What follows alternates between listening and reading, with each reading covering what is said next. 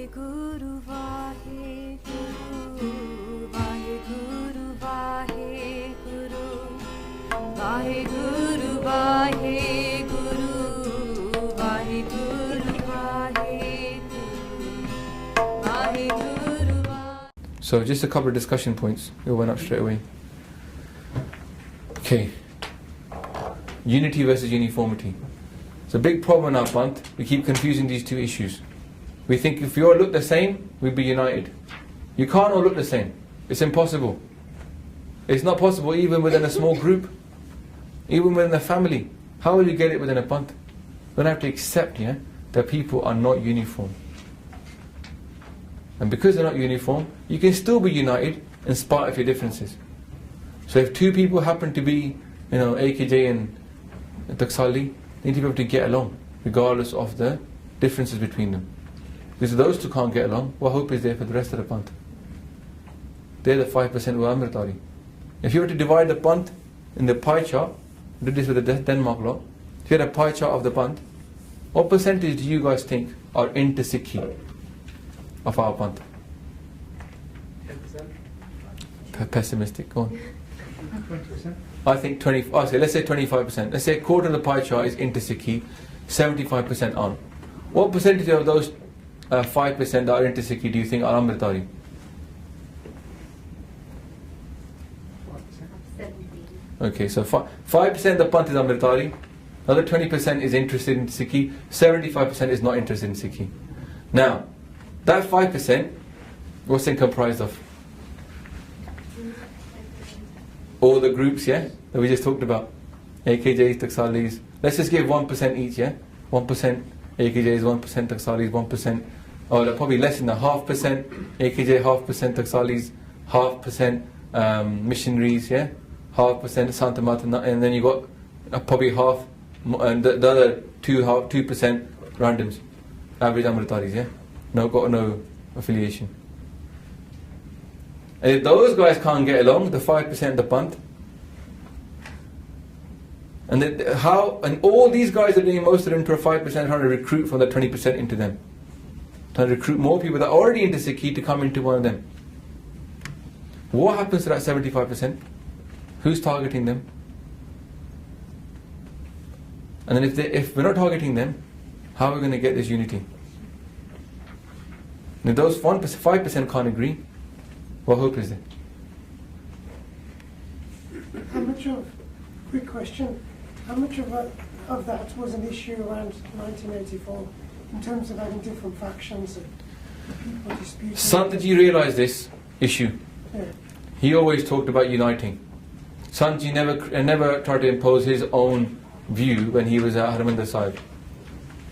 He was a Panthic leader. He united the Panth. People that weren't even into Sikh, he united with him. He united, apart from the people that were the intelligentsia in Delhi and stuff, the ones in India were all behind him. Kapoor Singh Ji, the kind of, he was, but this was obviously still a problem at that time, but it was less of a problem because people realized, because people in India realized the problem that was economic and political. Where we are here, we're very far divorced from those problems in India. So therefore, these issues become big issues for us. There's people that cannot sit with people within that 5%. They won't sit with somebody, they won't talk to them, they can't. They'll keep talking, but dekho Sandhi Batan say this son said that, Falana son said that, Falana Mahaprabhu said this. They'll just argue amongst each other. Is spirituality lost? This is another question. People think, all the Mahapurukhs are just gone, man, there's no more Sikhi left.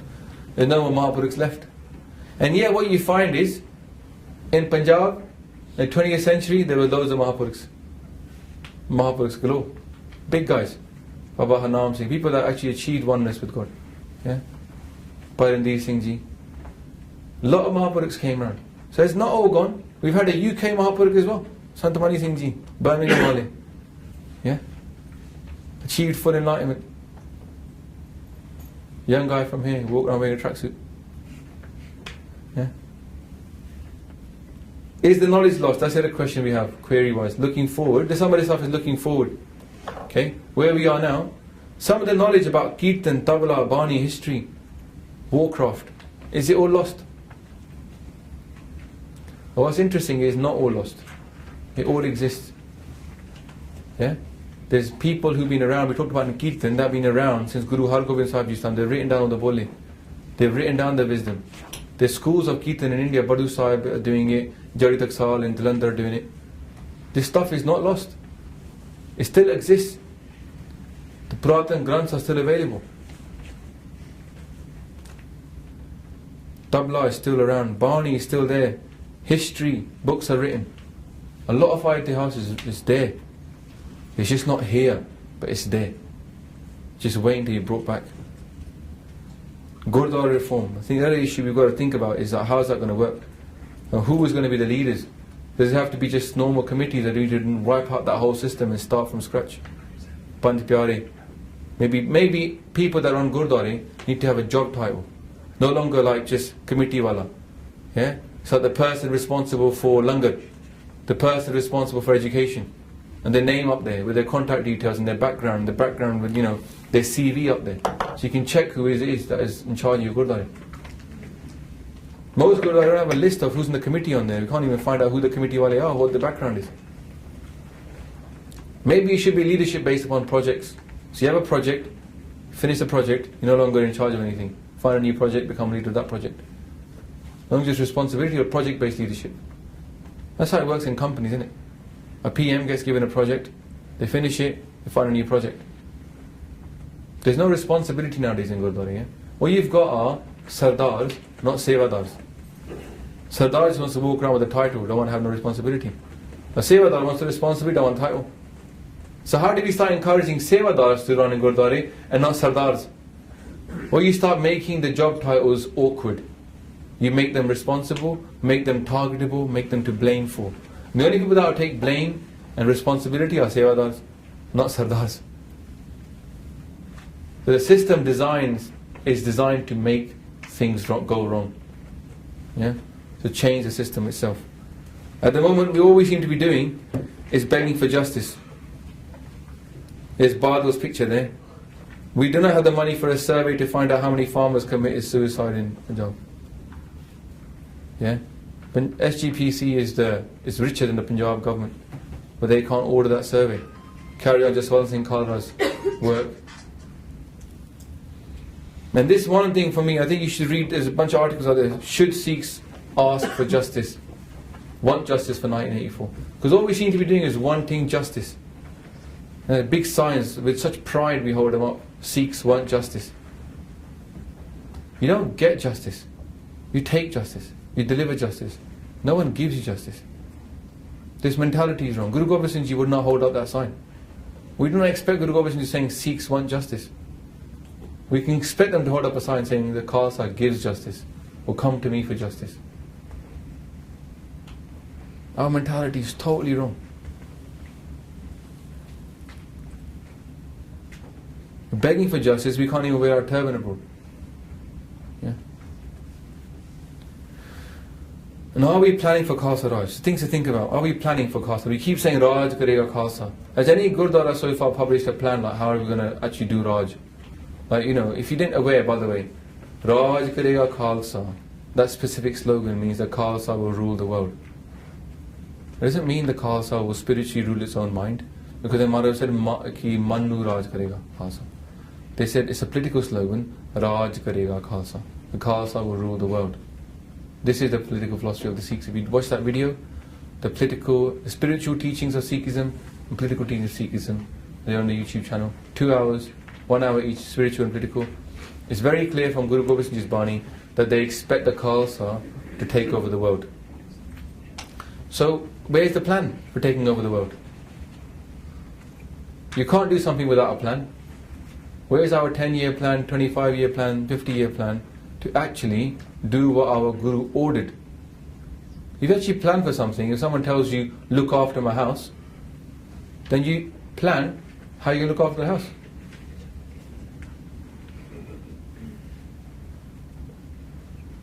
And the other question is Khalistan worth discussing then? In light of the $80 billion question, right? There's a video about me I found out over last week. It's a nice surprise.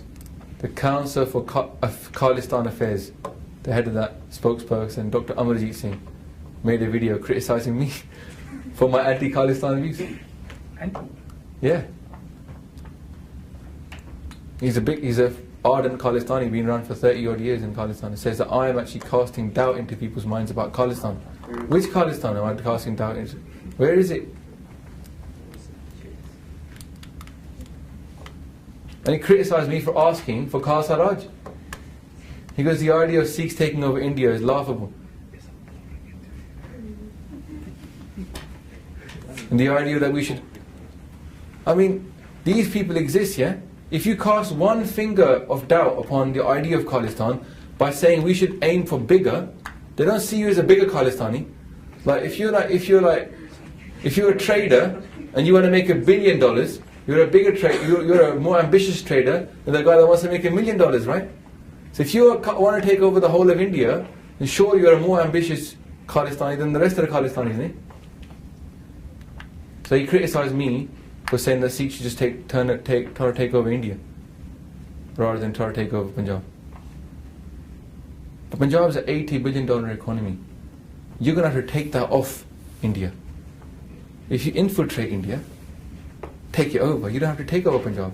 Punjab is already yours. Yeah? It's a democracy. Just need numbers.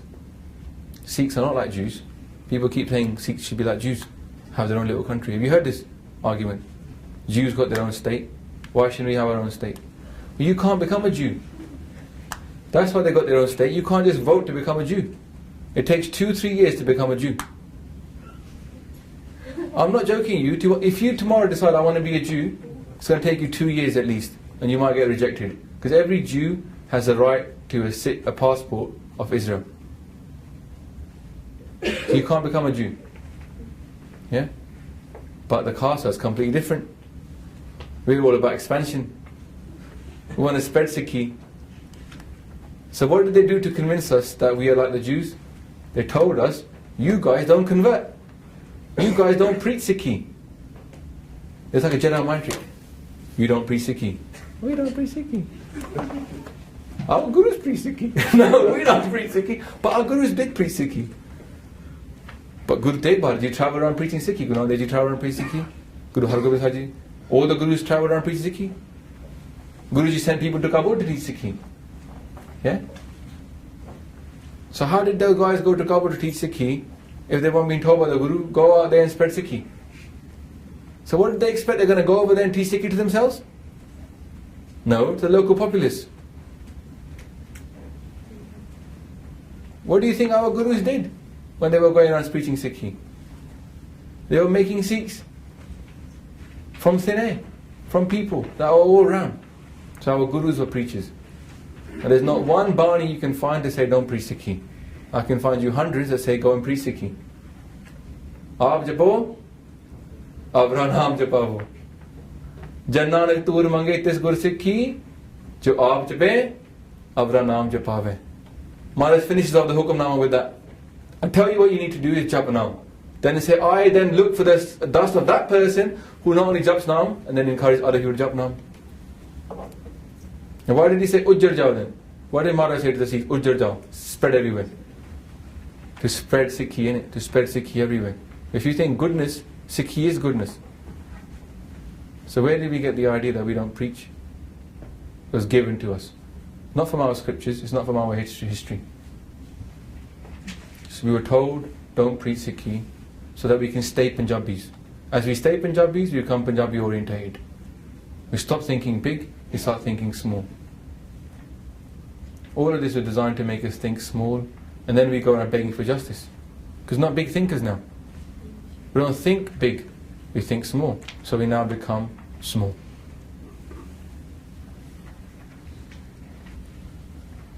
You don't preach to non-Sikhs or Sikhs. The question here is, can Sikhi be the vehicle for us to spread Sikhi, or do we have to go for something like yoga? Yogi Bhajan obviously used yoga, worked really well for him. But can we just spread Sikhi by itself? And the question here is, no one's really tried. No one's actually tried to spread Sikhi as itself, with nothing else added on top. This is Sikhi, that's it. It's always yoga attached to something else. Buddhism, mindfulness, whatever it is people try and put nowadays with Sikhi. But what about Sikhi by itself? And the other question here is Sikh women. We need to have a serious talk about women in our Panth. What are we doing about them? Are we encouraging them to take leadership? Because they were in leadership and the Panth was a lot better off when they were involved. Now they're not involved. Darbar Sahib here. I think the last bit saying basically, what does it say in the last bit? I think that's about Akal Takht, isn't it? So, do we need a Panth, Akal Takht here in the UK? There's nothing to stop us, and I've talked to many people about this, there's nothing to stop us having a Takht in the UK. Wherever we are, we should be politically organised. A Takht just means the throne of the Panth. So wherever we are, America, Canada or UK, we should really have a Takht. Now, why do we not have a Takht in the UK? Tell me. Throw me some ideas, just I'll finish off with this one. Why do you guys think we don't have a Takht? We're not united. Okay, that's a good example. What else? No power from the SGPC. SGPC is separate from us, they're not part of us. SGPC is only responsible, if you knew about it, for the Gurdwara in Punjab. There's DGPC, it's not really SGPC. So why don't we have a Takht in the UK? We're not organised enough. Okay, we're not organised. Who's keeping us disorganised? Us. Is it us? Committees? What else? Who's in the committees, by the way? There's no concentrating the committees. But no, but these committees, did it happen by accident that all these idiots got into charge? Would there have been a plan? Well, I asked you earlier, how much would India spend to keep the Sikhs divided? 80 billion a year? 50 billion a year? 1 billion a year? Is that a worthwhile investment to keep the Sikhs messed up globally? 1 billion is $1,000 million. With $1 million, I bet you could mess up the Sikhs in the UK easy. They send agents here to actually infiltrate committees. Well, no, it's been proven that they said there was agents here when 84 was happening. Because Indira Gandhi was complaining about all the things after June that were happening in England. And they sent agents here. So who do you think these committee members got put into power by? Who encouraged that guy who shouldn't have been in the committee to become a committee member? Who told him, oh, this is the board, change hai, tusi banjo. Who told him? Who supported him with cash when he needed it? Where's the money coming from? No. India as well. Don't you think we'd be put into a situation? The unseen hand, yeah? The best unseen hand is the one that cannot be seen at all. So you think it's your own fault. And to finish off on this, the reason we don't have an Akal Takht here in the UK is none of the organisations that are running the Gurdwara or running our Panth are interested in having one either. Sikh Secretariat, Council of Khalistan, Sikh Council, none of them want to have an Akal Takht or a UK Takht. Anybody guess why? Take away their power, Yeah. influence. Why would it take away the power and influence? Why couldn't they just run it themselves? Too many countries. No, come on guys. They have vested interests.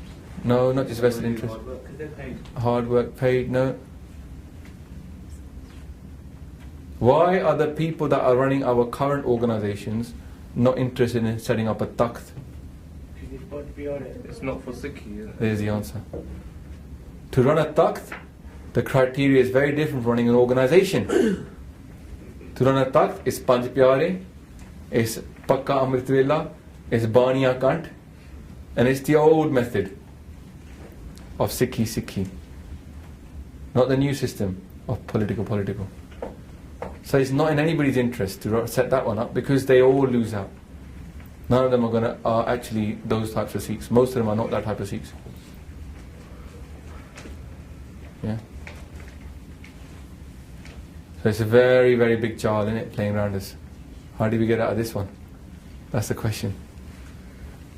$80 billion question. So this is the 12 weeks. Much to think about. Okay. So now finish off with a piece of optimism. Maharaj says at the end of Ardas, we all say, Nanak Naam Chardi Kala Tere Pane Sarvata Pala.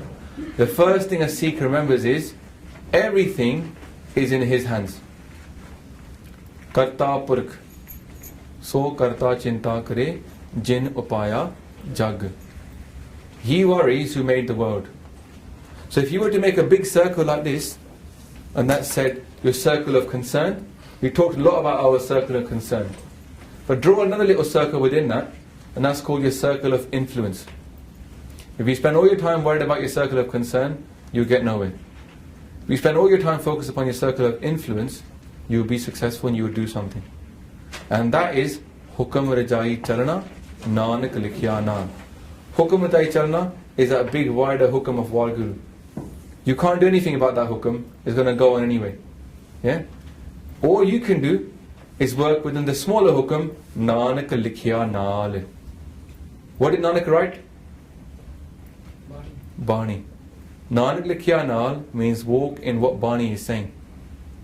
Bani Guru, Guru hai Bani, which Bani Amrit Sare, Gurbani Kahe, Sevak Jan, Manne, Partak Guru Nistare. If you want to get out of this thing, the only way to get out of it is to get Guru to take us out of it. And the only way to get Guru to take us out of it is if to work along the Guru's hukam. The bigger circle doesn't bother us. The smaller circle, Guru's hukam, that's what we can actually do. For each of us could spend our life living in Guru's hukam. And if we did that, the Guru would come and take us out of this mess. Gur Kirpa, Gur Prasad is what we work for. We're powered by Guru Kirpa. Yeah? We're not powered by David Cameron Kirpa, United Nations Kirpa, yeah? Barack Obama Kirpa. Yeah? We don't want that. Most of us are looking for it, most of our leaders are looking for it. We don't need it. Jo bar chaho, so tum te paho. Whatever we want, let me get it from you. So the optimism is there. The only way to get that is Naam. You want to be Chardi Kala? Nanak, Naam Chardi Kala. You have to go with Naam first, then you will get Chardi Kala. The Guru's hukam is Eko Naam, hukam hai, Nanak Satguru Diya, Pujai Jiyo. The Guru's hukam is Naam. If you can take anything away from this, is that the only way out of this is through Naam, the Guru's hukam. And the people that criticize that idea, they don't understand what Sikhi is about. Okay. The next topic is actually next week, luckily on Tuesday. It's at EY, and it's going to be about what is the Ananda Karaj. Very important to understand what Ananda Karaj is, because either we've gone through it or we're going to go through it at some point. Okay, so let's learn about it, and it will be a bit technical, but it will hopefully go into some of the spiritual sides as well. Okay, and the idea, just to remind you about the WhyGuru course, this bit that's been recorded, the course, are going to go online. Maybe in a couple of years from now, because you've got to think big, this will become the marriage course. That's why we put Ananda Karaj at the end. So you want to get married, and you want to get it booked in the Gurdwara, you do this course. And hopefully, Mazi Kirpa, if you guys have found it helpful, yeah, then that is what will happen. Only way it's going to happen is that actually we get things to work, yeah, and those things don't happen magically. Yeah, it takes mehnat and needs support. I'm going to finish off with a little plug. Yeah, I know a lot of people may not have contributed. Okay, believe you me, the people that are seeing the work, yeah, they should be the ones that contribute the most, because then you can actually help it grow, so that other people can contribute, can actually take the benefit of it. Yeah, the Southall lot was really good. Most of the people that came on the course, they came every week, and they became the best sevadars of the organisation. They've helped us really jumpstart it. Since last year, from about June, July, when we finished the course in Southall, basics has gone up a lot because of the sevadars that got involved.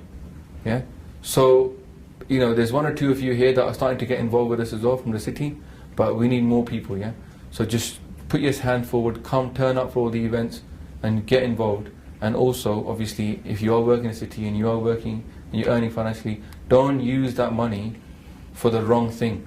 You've been given a brain. Yeah, Sikhis for thinking man's religion. If you're given a brain, then use it to discern what to do with your Guru Taswand. Yeah? Use it for something. Support us if you can. We have got another project coming up in April. It's going to be a launch thing in April, hopefully, a bit of a plug about it. It's going to be something also big, a bit like basics, but quite interesting as well. Yeah? And should be on the step in the right direction for the Panth. They won't be serving us, they'll be serving the Panth. So we'll ask you then as well to get involved.